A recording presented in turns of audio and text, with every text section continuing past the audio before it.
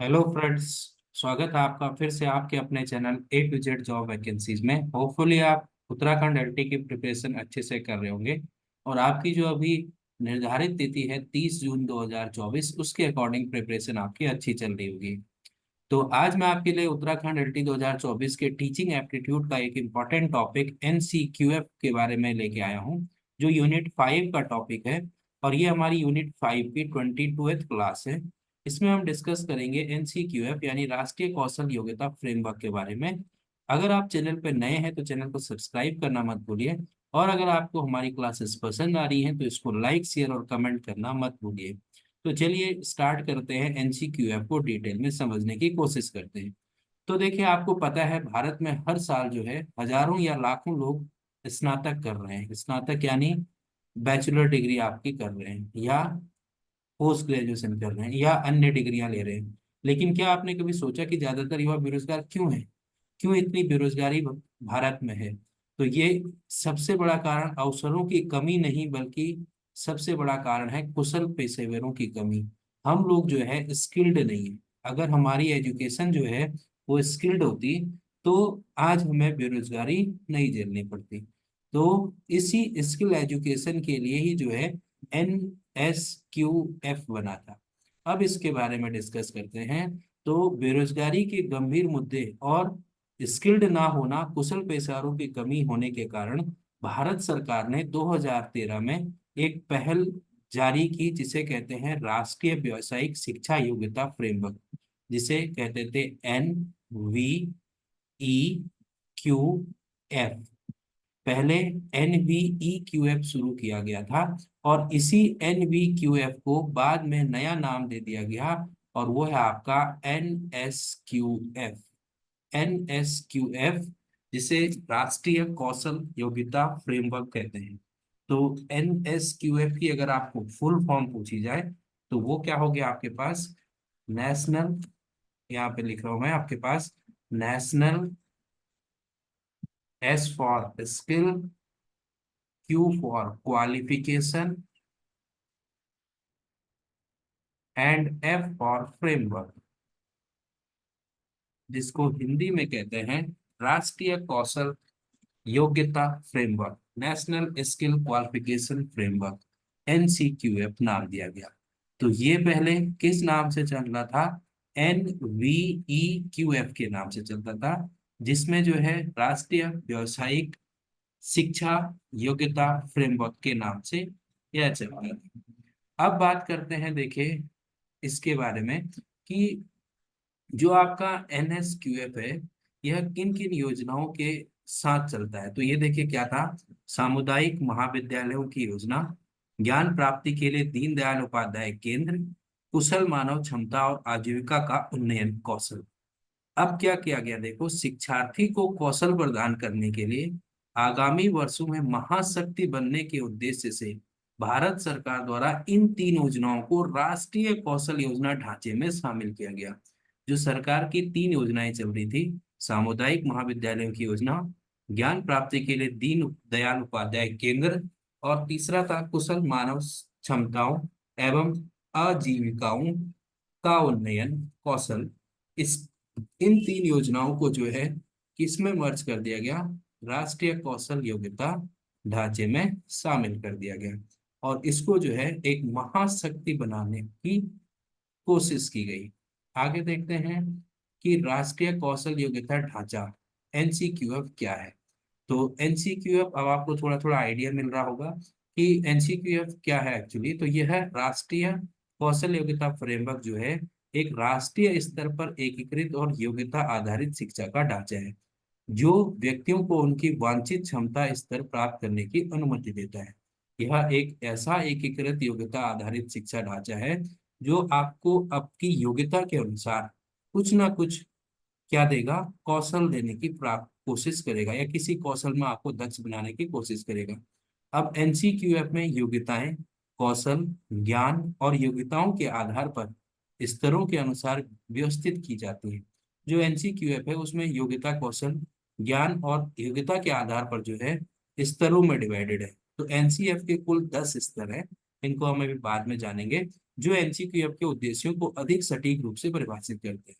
जब आप इन 10 स्तरों को जान लेंगे तो तब आपको पूरा आइडिया हो जाएगा कि एक्चुअली में एनसीक्यूएफ है क्या। तो एनसीक्यूएफ में कुल कितने स्तर हैं? 10 स्तर हैं। एनसीक्यूएफ की बाकी बातों के लिए देखिए कि एनसीक्यूएफ के स्तर विभिन्न डोमेन में सीखने के परिणामों के विवरण के रूप में दिए गए हैं। तो एनसीक्यूएफ के जो स्तर हैं 10, उसके जो डोमेन है वो 5 है। आवश्यक प्रक्रिया, पेशेवर ज्ञान, व्यावसायिक कौशल, मुख्य कौशल और जिम्मेदारी।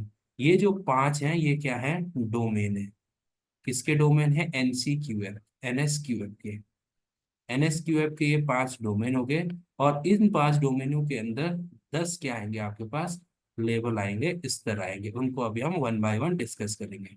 अब देखिए क्या है आगे कि इसके प्रमुख तत्वों की जब हम बात करते हैं, राष्ट्रीय कौशल योग्यता ढांचे के प्रमुख तत्वों की बात करें तो ये है अंतर्राष्ट्रीय समकक्षता वाले व्यक्तियों का निर्माण करने के लिए कौशल दक्षता को बढ़ावा देना। देखिए क्या करना? अंतर्राष्ट्रीय समकक्षता वाले व्यक्तियों का निर्माण करने के लिए आपको केवल नेशनल लेवल पे ही नहीं, इंटरनेशनल लेवल पे आगे बढ़ना है। छात्रों के लिए एक एकाधिक प्रविष्टि और निकास प्रावधान, छात्रों को आजीवन सीखने वाला बनाने में मदद करने के अवसर देना, कौशल विकास के साथ उद्योग मानक के लिए तैयारी और छात्रों के विकास के लिए एक पारदर्शी तंत्र। ये 5 प्रमुख तत्व हैं किसके? राष्ट्रीय कौशल योग्यता ढांचे, एनएसक्यूएफ के। अब देखिए जो आपका राष्ट्रीय कौशल योग्यता फ्रेमवर्क है, इसके उद्देश्य क्या क्या है? तो इसके उद्देश्यों में पहला उद्देश्य आपका diversity of Indian education system. Diversity of Indian education system का मतलब हो गया कि भारतीय शिक्षा प्रणाली, भारतीय शिक्षा प्रणाली का की विविधता, विविधता का विकास। जो भारतीय शिक्षा प्रणाली है उसमें विविधता आए और उसका क्या किया जाए? डेवलपमेंट किया जाए। अगला है आपके पास development structure and road map, विकास संरचना, इसको हिंदी में कहते हैं विकास संरचना तथा रोड मैप। उसके बाद तीसरा आपके पास बहुत important industrial training and experience, औद्योगिक, औद्योगिक प्रशिक्षण, औद्योगिक प्रशिक्षण व एक्सपीरियंस मीन्स अनुभव। उसके बाद इंटरनेशनल प्लेटफॉर्म यानी अंतरराष्ट्रीय मंच देना, प्लेटफॉर्म यानी मंच। और लास्ट है स्किल फॉर लाइफ, ये तो बहुत ही ज्यादा इंपॉर्टेंट है, दैट इज जीवन के लिए कौशल। तो ये जो है 5 प्रमुख उद्देश्य थे इसके एनसीक्यूएफ के। अब जानते हैं कि इनके अंदर डिटेल में क्या क्या बातें एनसीक्यूएफ ने कही। तो पहला देखिए भारतीय शिक्षा प्रणाली की विविधता, डाइवर्सिटी इन एजुकेशन सिस्टम। एनसीक्यूएफ यह सुनिश्चित करना चाहता है कि वर्तमान शिक्षा प्रणाली की विविधता को कौशल आधारित ढांचे के भीतर समायोजित किया जाए। यह विभिन्न स्तरों के लिए एक अद्वितीय योग्यता विकसित करने और अपेक्षित सीखने के परिणामों को परिभाषित करने पर ध्यान देता है। इसने क्या कहा कि भारतीय शिक्षा प्रणाली में विविधता को कौशल आधारित ढांचे के भीतर समायोजित किया जाना चाहिए। इसका मतलब ये हुआ कि अगर जो भारत का एजुकेशन सिस्टम है उसमें विविधता है तो उन्हीं विविधता से अलग अलग कौशलों का निर्माण किया जाए और हर छात्र को उसके सीखने के परिणामों के अनुसार उसमें कौशल का डेवलपमेंट किया जाए। अगर कोई कारपेंटर बनना चाहता है तो उसको कारपेंटर ही बनाया जाए, कहने का मतलब ये है। तो इस तरह से विविधता लाएंगे तो अलग अलग क्षेत्र में बच्चे बटेंगे और अलग अलग क्षेत्र में अपना कैरियर बनाएंगे। दूसरा है विकास संरचना और रोड मैप। एनसीक्यूएफ का लक्ष्य एक रोड मैप के विकास और रख रखाव के लिए संगठित संरचना प्रदान करना है जो शिक्षार्थियों की मदद करेगा। मुख्य रूप से यह औद्योगिक व्यावहारिक ज्ञान के साथ साथ अकादमिक ज्ञान प्रदान करने की ध्यान रखता है जो छात्र के कौशल को विकसित करे और निखारेगा। ये जो है बच्चे को केवल बुक का ज्ञान नहीं, बच्चे को स्किल डेवलपमेंट की बात करता है। बच्चे के अंदर कोई ना कोई स्किल जरूर होना चाहिए। एनसीक्यू अपने उद्योग विशिष्ट कौशल विकास के लिए निम्नलिखित पैरामीटर तैयार किए: योग्यता पीक क्यूयूपी, क्यूपी योग्यता पैक, क्वालिफिकेशन पैक और राष्ट्रीय व्यावसायिक मानक, एन NOS, ये दो चीजें किसने डेवलप की? NSQF ने। किसके लिए? विकास के लिए पैरामीटर दिए कि जो स्किल डेवलपमेंट, जो आप स्किल डेवलपमेंट कर रहे हैं बच्चे का, उसको मापा जाए किससे? एक तो QP से, योग्यता पैक से, और दूसरा NOS यानी राष्ट्रीय व्यावसायिक मानक से। तो इन दोनों से उसने क्या कहा कि किसको मापा जाए? बच्चे की कौशल क्षमता को मापा जाए। तो ये थे दो चीजें, भारतीय शिक्षा प्रणाली की विविधता और विकास संरचना और रोड मैप। अब तीसरे पॉइंट पर आते हैं, औद्योगिक प्रशिक्षण और अनुभव। कोई भी शिक्षार्थी विभिन्न उद्योगों में वास्तविक प्रशिक्षण के बिना औद्योगिक प्रथाओं के मूल्य को नहीं समझ सकता। इसलिए NCQ अपने छात्रों की शंकाओं को सरल बनाने के लिए शिक्षा में ही औद्योगिक प्रशिक्षण को शामिल किया। इन्होंने क्या कहा कि जो औद्योगिक प्रशिक्षण होगा उसको किस में शामिल किया जाएगा? शिक्षा में। और साथ में जो है पाठ्यक्रम पूरा होने से पहले उद्योग का व्यवहारिक अनुभव मिलता है और वास्तविक समय का ज्ञान प्राप्त होता है। तो बच्चे को जो है वास्तविक अनुभव दिया जाए, वास्तविक अनुभव दिया जाए, और साथ में जो है औद्योगिक प्रशिक्षण दिया जाए। अगला था अंतर्राष्ट्रीय मंच। NCQF द्वारा उच्च गुणवत्ता वाली शिक्षा का समर्थन करता है और छात्रों को राष्ट्रीय और अंतर्राष्ट्रीय अवसरों पर परिचित होने में सक्षम बनाता है। इस प्रकार यह शिक्षा को महत्व को बढ़ाता है और भौगोलिक सीमाओं की बाधा नहीं रही जाती है। इसका कहना यह था कि बच्चों को जो है अंतर्राष्ट्रीय अवसर प्रदान किए जाए, राष्ट्रीय अवसर प्रदान किए जाए, यानी बच्चों को जो है देश विदेश की शिक्षाओं से या कौशल डेवलपमेंट से परिचित कराया जाए। पांचवा है जीवन शैली के लिए, जीवन के लिए कौशल। NCQF ने न केवल पेशेवर लाभ के लिए बल्कि NCQF का कहना था कि जीवन में ऐसा नहीं है कि जॉब के लिए ही कौशल होना जरूरी है, एक अच्छा जीवन जीने के लिए भी आपके पास कौशल होना चाहिए और कौशल को विकास करना चाहिए, उसमें विकास करने में विश्वास रखना चाहिए। इस प्रकार से वे छात्र को एक तीव्र मानसिक विकसित करने में सक्षम बनाने के लिए उच्चतम प्रकार की कौशल आधारित शिक्षा प्रदान करने पर ध्यान देता है, जो उन्हें जीवन भर किसी भी गंभीर स्थिति में जीवित रहने की मदद करेगा। अगर आपके पास कभी भी बड़ी मुसीबत आ जाती है तो उस टाइम भी आप जो है ऐसा डेवलपमेंट किया जाए आप में स्किल्स का कि आप उस टाइम भी घबराए नहीं। ये लक्ष्य था NSQF का। अब आगे देखते हैं कि NSQF के जो 10 स्तर हैं वो क्या हैं। तो NSQF का स्तर 1 से 10 तक होता है, जिसे सीखने के परिणामों के आधार पर वर्गीकृत किया जाता है। तो जो आपके NCQF के स्तर हैं वो किसके आधार पर वर्गीकृत हैं? सीखने के परिणामों के आधार पर। और इसे शिक्षार्थियों को अपने औपचारिक, अनौपचारिक और गैर औपचारिक अधिग्रहण के माध्यम से हासिल करना होता है। पहला है राष्ट्रीय कौशल योग्यता ढांचा। NCQF के पहले स्तर का उद्देश्य शिक्षार्थियों को दोहराए जाने वाले कार्यों में स्वचालित रूप से डूबने के लिए तैयार करना है। उन्हें पूरा करने के लिए हर बार अपनी कीमत और समय बचाना है। उन्हें किसी पूर्व अभ्यास की आवश्यकता नहीं है। इसका मतलब यह है कि उनको जो है सेल्फ प्रोटेक्शन के लिए तैयार करना है और वह जो है खुद से सारी चीजों को हैंडल कर पाए, उसके लिए विद्यार्थियों को तैयार करना है। दूसरा है राष्ट्रीय कौशल योग्यता ढांचा। लेवल 2 के अंतर्गत क्या आएगा कि राष्ट्रीय कौशल योग्यता फ्रेमवर्क का उद्देश्य शिक्षार्थियों को समझ के अनुरूप के साथ दोहराया जाने वाला कार्यों को पूरा करने के लिए तैयार करना है। इसे इससे उन कार्यों को समझने और निष्पादित करने में मदद मिलेगी जिसकी तार्किक सोच को बढ़ावा मिलेगा। यानी यहाँ आपके पास लॉजिकल थिंकिंग की बात हो रही है सेकंड वाले में। फिर है राष्ट्रीय कौशल योग्यता ढांचा थर्ड वाला, लेवल थर्ड। लेवल थर्ड में क्या होगा कि इसमें उद्देश्य शिक्षार्थियों को एक विशिष्ट नौकरी, भूमिका या कार्य करने के लिए तैयार करना है। पहला क्या था देखिए, सेल्फ प्रोटेक्शन के लिए तैयार करना।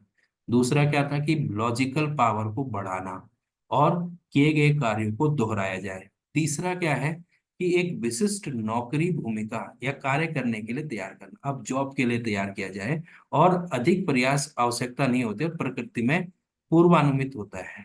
तो जिसमें अधिक प्रयास की आवश्यकता नहीं है। अगर देखिए पहली दो चीजें आपकी अच्छी चल रही है, बच्चा सेल्फ डिसिप्लिन हो गया है और सेल्फ प्रोटेक्टिव हो गया है, तो अब क्या होगा, दूसरी बार जब उसको दूसरे के कार्य करने के लिए दोहराया जाएगा या वो लॉजिकल थिंकिंग करने वाला हो जाएगा, कार्य वो करने के सक्षम हो जाएगा, तो तीसरी उसको नौकरी मिलने के चांसेस रहेंगे। तो एक विशिष्ट नौकरी, भूमिका या कार्य करने के लिए तैयार करना तीसरा लेवल है।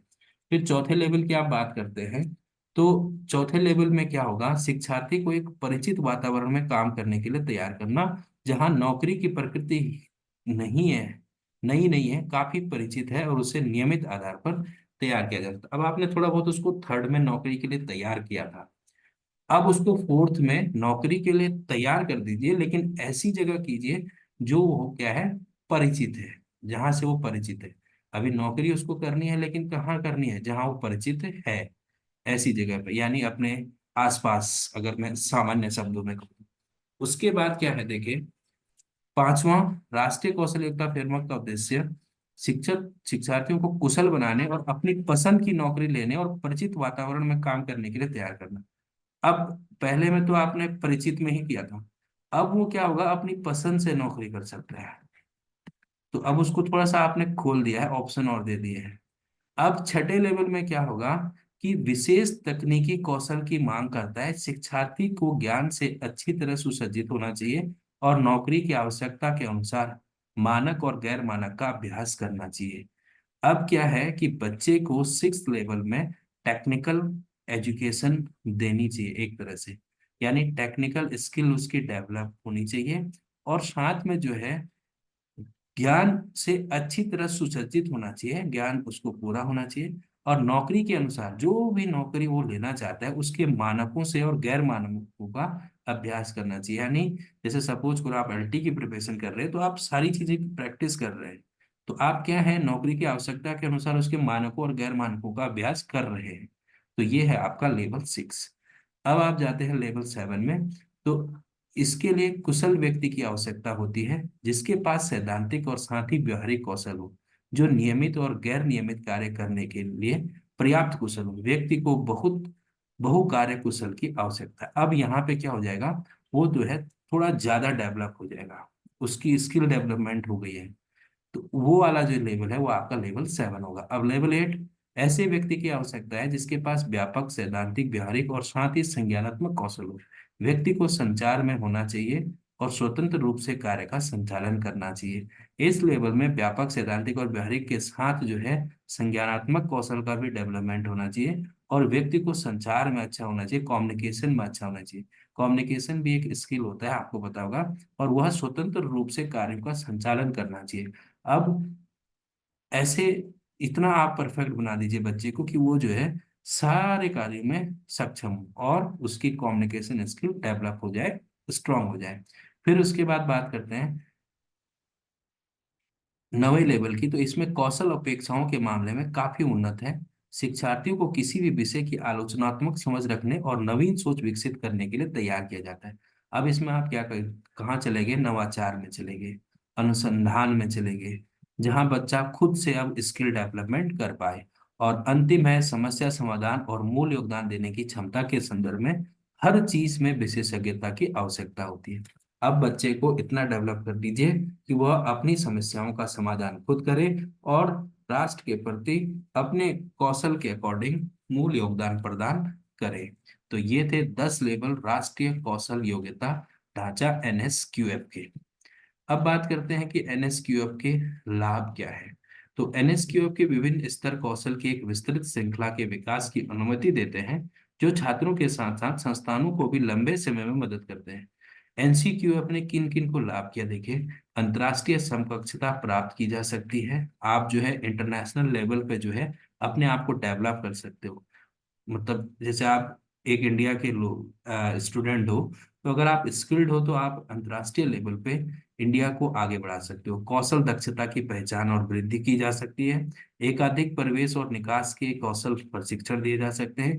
रोजगार अनुपात बढ़ सकता है और व्यावसायिक शिक्षा बढ़ सकती है। प्रगतिशील शैक्षणिक व्यवस्था का निर्माण होगा। आजीवन प्रशिक्षण गुणवत्तापूर्ण शिक्षा को प्रोत्साहित करता है।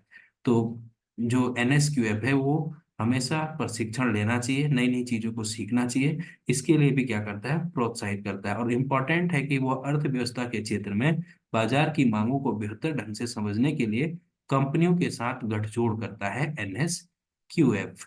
आगे बात करते हैं कि NSQF जो है शैक्षणिक संस्थानों को कैसे मदद करता है। तो यह सर्विस तथ्य है कि शैक्षणिक संस्थान शैक्षणिक सुविधाओं के लिए छात्रों से बड़ी मात्रा में धन वसूलते हैं। हालांकि छात्र व्यावसायिक आवश्यकताओं को पूरा करने में सक्षम नहीं है, इतने वर्षों तक कड़ी मेहनत करने के बाद भी उन्हें नौकरी नहीं मिल पाती है, तो एनसीक्यूएफ एनएसक्यूएफ ढांचा छात्रों को एक अच्छी कंपनी में नौकरी पाने और अच्छा वेतन देने में मदद कर सकता है। तो जैसे आप देखते होंगे बहुत सारे कंपनियों के जो है क्या लगाए जाते हैं, कैंप लगाते हैं रोजगार के, तो वो भी एनएसक्यूएफ का एक पार्ट है। तो एनएसक्यूएफ से किस तरह से औद्योगिक प्रशिक्षण को शामिल किया जाए और संकाय के कार्यों को सरल बना सकता है, एनएसक्यूएफ के कार्यान्वयन के से संस्थान निम्नलिखित परिणामों की उम्मीद कर सकते हैं। पहला, पारंपरिक शिक्षा और व्यवसायिक शिक्षा दृष्टिकोण के बीच गतिशीलता का प्रावधान। जो पहले से चल रही है शिक्षा और जो आजकल है व्यवसायिक शिक्षा, उसके बीच जो है सामंजस्य हो, और अब हम जो है व्यवसायिक शिक्षा या स्किल डेवलपमेंट की तरफ जाएं। छात्रों में संभावित कौशलों की पहचान करना, प्रत्येक व्यक्ति में कोई ना कोई कौशल होता है, उसकी पहचान की जाए और उस व्यक्ति को या उस छात्र को उसी फील्ड के लिए तैयार किया जाए। नौकरी बाजार आधारित आधारित प्रशिक्षण, एनओएस क्यूपी, वही जिस तरह से मार्केट में नीड है उसी तरह से स्किल डेवलपमेंट किया जाए और उसी तरह का ट्रेनिंग बच्चों को दिया जाए। सपोज करो वर्तमान समय में संचार के क्षेत्र में कैरियर है, तो संचार की स्किल्स डेवलप की जाए और संचार के क्षेत्र में बच्चों को कैरियर के लिए आगे बढ़ाया जाए। अंतर्राष्ट्रीय स्तर पर मान्यता प्राप्त मानक प्रक्रिया, तो अंतर्राष्ट्रीय स्तर पर भी मान्यता प्राप्त मानक प्रक्रिया के अकॉर्डिंग ही आप क्या करेंगे, स्किल डेवलपमेंट करेंगे। आगे बात करते हैं कि एनसीक्यूएफ के क्रियान्वयन के लिए पात्र संस्थान कौन है, मतलब कौन से ऐसे शैक्षणिक संस्थान हैं जो मानदंडों को पूरा करना चाहिए और जिनको जो है शिक्षा को आगे बढ़ाना चाहिए, स्किल डेवलपमेंट की शिक्षा को। कॉलेज कॉलेज लेवल पे भी हो सकता है, विश्वविद्यालय को किसके द्वारा, एआईसीटीई के द्वारा, जो all India technical Akhil Bharatiya प्रशिक्षण संस्थान है उनके द्वारा क्या करना चाहिए, आगे बढ़ाना चाहिए स्किल डेवलपमेंट प्रोग्राम को। एआईसीटीई अनुमोदन अपेक्षित व्यवसायिक शैक्षिक पाठ्यक्रम को विशिष्ट क्षेत्रों के प्रासंगिक होना चाहिए। जो एआईसीटीई के क्या है कार्यक्रम है, प्रोग्राम है, जो भी उनके कोर्सेज हैं वो किसी ना किसी स्किल डेवलपमेंट से रिलेटेड होने चाहिए। और विशेषज्ञत्वों में आमतौर पर शामिल है ऑटोमोबाइल सर्विसिंग, उत्पाद तकनीकी, सॉफ्टवेयर विकास, प्रिंटिंग और पैकेज, और भी बहुत कुछ। इन क्षेत्रों को डेवलप किया जाना चाहिए और ये वर्तमान में जो है अलग अलग समय के अकॉर्डिंग बदलते रहेंगे, क्योंकि देखिए किस क्षेत्र में अभी ज्यादा भीड़ है या किस क्षेत्र में ज्यादा नीड है या किस क्षेत्र का ज्यादा डेवलपमेंट है, वो अलग अलग तरह से बढ़ता रहेगा। तो अंत में एनएसक्यूएफ का जो सार ये कहता है कि उसके जो 10 स्तर हैं, एक तो उसके अनुसार छात्रों को तैयार किया जाना चाहिए, और दूसरा क्या है कि आप जो है रोजगार के लिए जो शिक्षा दे रहे हैं उसमें इम्पोर्टेंट रोल होता है स्किल डेवलपमेंट का। तो आप स्किल डेवलपमेंट की शिक्षा दें, व्यावसायिक शिक्षा दें, जिससे बेरोजगारी कम हो। तो ये था आपका एनएसक्यूएफ का सार। होपफुली आपको क्लास पसंद आएगी, अगर पसंद आए तो लाइक शेयर और कमेंट जरूर कीजिए। मैं आऊंगा आपके लिए नेक्स्ट क्लास नेक्स्ट टॉपिक को लेके। ऑल द बेस्ट, तब तक आप प्रिपेयर करते रहिए और बाकी प्रीवियस क्लासेस को भी देखते रहिए। Good bye.